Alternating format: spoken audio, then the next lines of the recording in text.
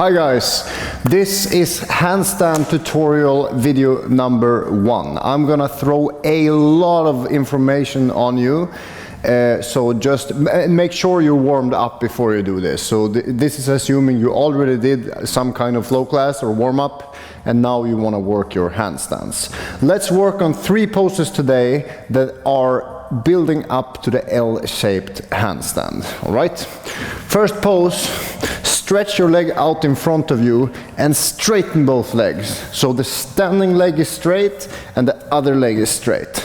And if you can't get the foot higher than your hips, don't worry about it. Just make sure your legs are not separating. You're squeezing your legs together and stretching them apart. So hug your inner thighs and stretch your knees. Lift your chest and push your palms up, so your palms are flat as if you were handstanding in the ceiling. Right? Lift your chest, engage your core, and switch legs. So take more or less 1, 2, or 3 breaths on each side, and then you switch. And the trick is to be active around your waist, so under your ribs and above your hips. Try to be stable there, because that will help you to balance in a handstand. But the legs, I'm gonna say legs 1,000 times, because the legs are so important in handstands that you don't bend your knees and relax your legs. Okay? From the front it looks like this. Arms straight, chest up, foot straight out, squeeze your knees, squeeze your core. Okay, that's position number 1, building up to the L-shaped handstand. Position number 2 is the exact same pose, but instead of standing on the leg that is straight with the spine, we stand on the other leg. So in yoga we call it warrior 3. You just have to think about keeping the knees straight, arms straight, and breathe. And here you can feel that your lower back is working hard, and you tend to want to open your hips, and this is really bad when you try to handstand. You want to try to have neutral hips. You should be able to put a big glass of beer on your sacrum and it shouldn't fall any direction. Imagine it's a really tasty beer and that you get to drink it afterwards. So lower your hip so that the hips are flat. Switching sides. Stretch the arms forward, and usually it looks something like this. You want it to make it look more like this. Straight, and hug your core in. Notice that the 2 poses feel extremely different. Completely other muscles working hard here than here, but the principle is the same, that you try to squeeze everything tight and stretch out. Okay, the third pose and final pose that builds up to the L-shaped handstand is standing split. And I'm quite flexible, so for me it's no problem to stand in a standing split and put my forehead down and lift my foot, almost like a pure split. I want you to start from a 3-legged dog like this. So a down dog and stretch one leg out.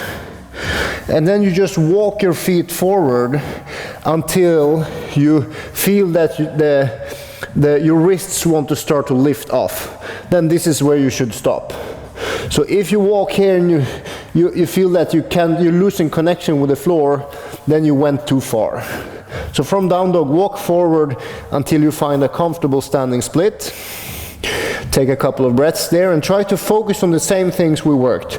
Straight knees, neutral hips, straight arms, and breathe. Okay, this is a nice setup to do handstands. Not here, but there. Now you bend the back leg, don't bend it, lower the back foot a couple of times and use these muscles to kick off. Okay, so you stand on your toes, straighten both knees, work it up and down 3, 4, 5 times, and then you lift off. Notice that I didn't bend my knees and jump with my back, like I call this rabbit jumps. Happy rabbits jumps like this, but happy rabbits can't handstand. You want to be strict and stable and strong and straight here. So a micro bend in the knee is okay, but imagine you're doing it without. You can even try to don't micro bend, just use straight legs. So just momentum, no bending in the knee. And if you do it this way, you will not fall over. You don't have the technique to go all the way up like this and find a balancing handstand. No way you can do this without bending your knee. So if you do it with straight legs, you learn to use technique and momentum, technique and precision instead of momentum.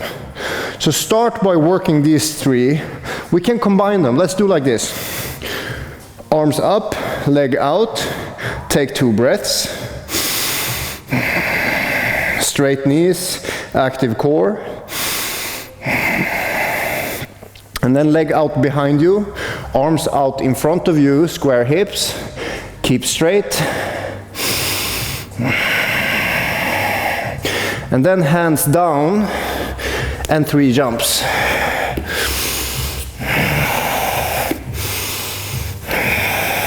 Then you stand up and do the second side. Perfect little drill for tightness, length, and balance. All right? What's gonna kill you is that you're gonna forget to breathe. For me, it's even harder because I have to talk. But you move and you breathe, and that is more than enough homework for you.